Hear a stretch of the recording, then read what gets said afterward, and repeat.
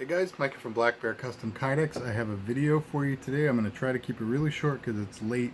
Hopefully my neighbors can't hear me because they're probably annoyed with me already for working so late in the day. But I've got some auto deploy sheaths for a couple tools that have out the front pliers.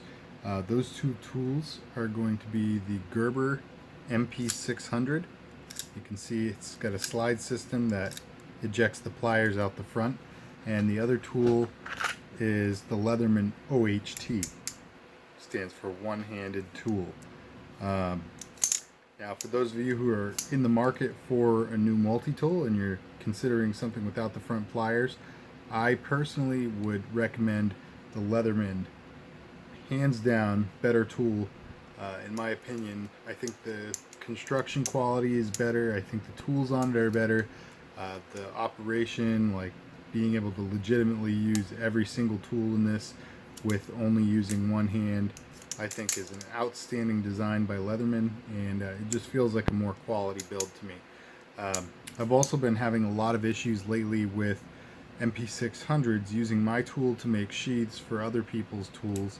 I'm no longer doing that. So if you guys want an MP600, you're going to have to send yours to me, with the exception of the diesel version. I can do that with my tool, but the rest of them I'm finding are extremely inconsistent. Mostly, I think, I'm not sure exactly what causes it, but Gerber's not producing them with a tolerance fine enough to work with Kydex. So basically I mold one with my tool, it works fine, it fits great, and then I get an email from the customer a week later when they get it saying it'll barely fit, or it falls right out, or it doesn't deploy the pliers, or this, that, the other. And they know that, you know, they've seen it in my posts and my videos or whatever, that it's working fine when I use my tools. So they've all been very gracious about it and sent me their tools after the fact. But it's happening probably 1 in every 3 to 5 times that I do that. So from now on, I require that the customers send their MP600 to me. So that's just another one of the many reasons why I would choose the Leatherman over the MP600. That said, con for the Leatherman is that it is a bit heavier and certainly a bit bigger. So if you guys are looking for a lower profile option, this one is probably the better choice. It's also about half the price. So, all right, now that I've talked for 3 minutes about the tools themselves, I'm going to show you the sheaths. So you guys have probably been following me. For those of you who have been following me, you're already well aware of the spiel that I'm about to give, so I'll keep it really short. But for those who are new to this, basically about a year ago, a customer had got in touch, said they had an MP600 and they were wondering if I could come up with a sheath that would pull the pliers out as you draw. And so I said, yeah, why not? I'll give it a shot. Tried it. I came up with something that worked really nicely. And then some months went by and another customer got in touch and said, can you come up with a way of making it collapse the pliers on the way back in as well? And I hadn't thought about that, so I tinkered with it for a bit and I figured out a way to make that work.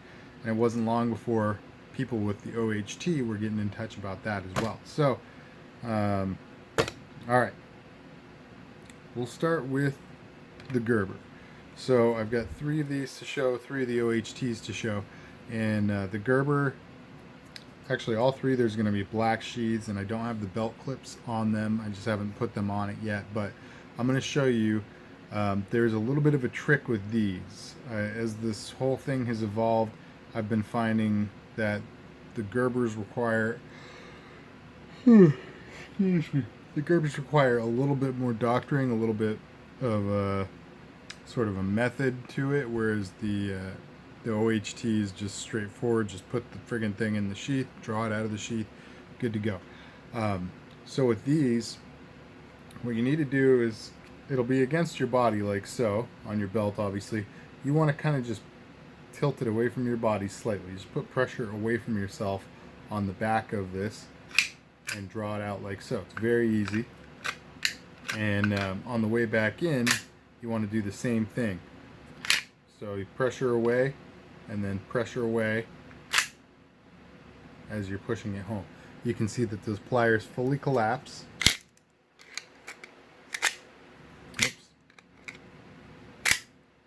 It goes straight in, right? Now these are, if you hadn't noticed, these are the blunt nose version. They are also a completely different fit from the needle nose. It's literally a different size tool, very subtly different, but it is different significantly. So if you guys have a blunt nose and a needle nose and you want plier or a sheath for one or the other, you got to send the exact tool that you want a sheath for. I can't stress that enough. So anyway, the trick is always going to be, as you pull out and as you push the multi-tool back into its sheath, you want pressure to be directly, like straight out this way. It works very smoothly. It resheathes very smoothly. Just requires that one little trick. Alright, so there's that. Now moving on to the needle nose sheaths. Same trick. You want to just pressure away.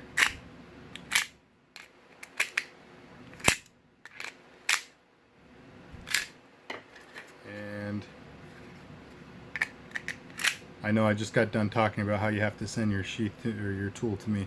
I made both of the needle nose versions with my own tool, so I am fully expecting that something's going to go terribly wrong and I'm going to have to redo it using the customer's tool. But it wasn't until after I had already booked these orders that I decided to make the new requirement that customers send their tool to me. So anyway, these ones are going to get a buy on that. Alright, so it's very simple, very easy use. Just pressure away. That's the only stipulation. Now if you want to pull your tool out without...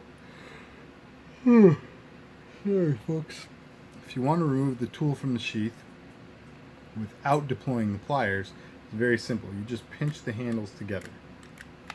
That's it. When the handles are pinched together, not only does it sort of get the rail system away from the walls of the sheath, which are what engages those buttons, but it also helps to pinch the rail system and prevent it from sliding at all. So it's partly shrinking the tool and it's partly basically pinching the pliers so that they can't move. So you can absolutely do that. Very, very easy. And when you want to deploy the pliers, it's as simple as just put your thumb on the back of it and a finger on each one of the handles, and that's that. All right. So we got the the MP600 there. I am going to omit all the names, or most of the names anyway, because I'm all out of sorts and I can't. Oh man, you guys know I'm tired. Yeah, I just can't think of everybody's names right now. Oh, you know what? I totally have a cheat sheet in front of me. Alright. Needle nose version going to Matt. I have another needle nose version going to Aaron. And the blunt nose version is going to Brian. Alright. Now on to the OHTs. Let's start with the simplest one. So sometimes customers ask for a specific color combination, like black on front, storm gray on back. You can see black and gray. So to do that, I had to do it a pancake style sheath. And although the eyelets are spaced appropriately to work with a tech lock, obviously the tech lock is not wider than the tool itself, or not significantly, so it would be very, very off center if you put the tech lock over the side. It'll work, it just won't be quite as comfortable, I think. So I molded a sort of outcrop. You can see that contour on the back piece, and that gives clearance to the hardware so that it's not touching your Leatherman, adding those wear marks. And you can see that there's a little bit of retention in there. The nature of these sheets is that there's a little bit of retention. There's not a ton of retention. If you add a lot of retention, it's going to be a very uncomfortable draw. You have to sort of break it free and then it's just going to snap out. It might not deploy because of how much pressure there is on it. So OHT sheets have to be a little bit loose in there. If you rattle them around, you're going to hear a little bit of play. That's just how it is. And also, if it's going to be two colors like this, I can do a multi-layer taco style, but if you want a front piece and a back piece, obviously that has to be pancake. So we have pancake here. It's on a tech lock. This one is going... Yeah, I'm sorry guys. This one is going to Austin, and just to give you a preview, it works exceptionally well. It's a very smooth draw. You don't have to do anything special to get that to work. It's just going to work every time. The only thing is the same as the MP600. If you don't want the pliers to deploy, you got to pinch the handles together, and that's that. Putting it back in, it does not matter one iota how you do it. The pliers are going to collapse. So these things came out really, really sweet. All right, this one's going to Austin.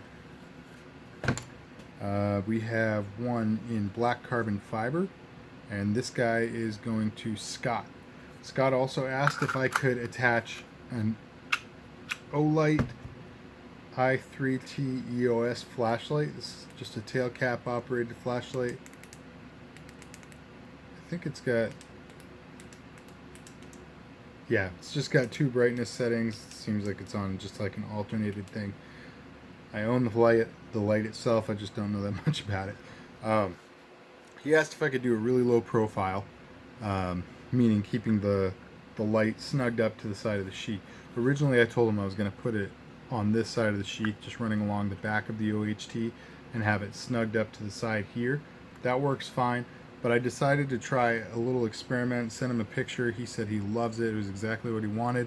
So you can see that the flashlight holder is actually wrapped around. It's kind of tucked onto the back, and I'm going through a couple drill holes on the sheath, and it just kind of sets the whole thing a little bit weird, but it works really nice. It really isn't any more standoffish, or it doesn't stand off of you any more than it normally would, and it does accomplish that low profile design exceptionally well.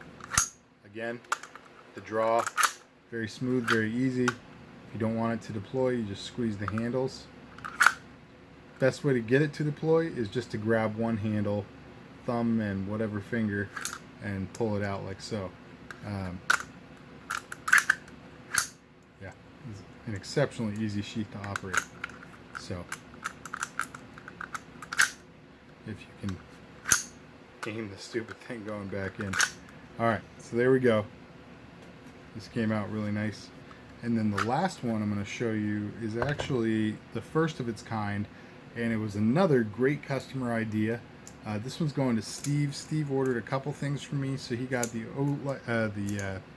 OHT sheath. It's going to have an OHT SR2 baton, or S2R baton 2 attached to it. I just haven't actually drilled that out to attach it. But then the alternate configuration that this guy boasts is that it's an outside the waistband belt sheath attached to an inside the waistband sheath for a Glock 42. This one feels a little bit weird, looks a little bit weird because it's a prepped molding prop, so it's got all the spacers added to prevent scratching and stuff of the hardware once you've, or the pieces of the gun itself. So anyway, same deal. It works exceptionally well if you don't want to deploy it. If you want to deploy it, collapses it just fine, and it actually all conceals, not too shabby. This shirt's a little bit tight against my flat tire here, but if I were wearing baggier clothes, that would easily conceal both the multi-tool and the holster. So anyway, that's what I got for you guys. If you like these sheaths, if you like the video, hit that like button. If you like my channel, subscribe. Comment down below. Let me know what you think of Leatherman. Let me know what you think of the OHT versus the Gerber MP600. And maybe chime in what you think of this holster combo with the multi-tool. I think this is a really unique idea, and I'll definitely be posting about it again with a little more of an in-depth look at it. So, alright guys, thanks for tuning in. Stick around for the next one. God bless.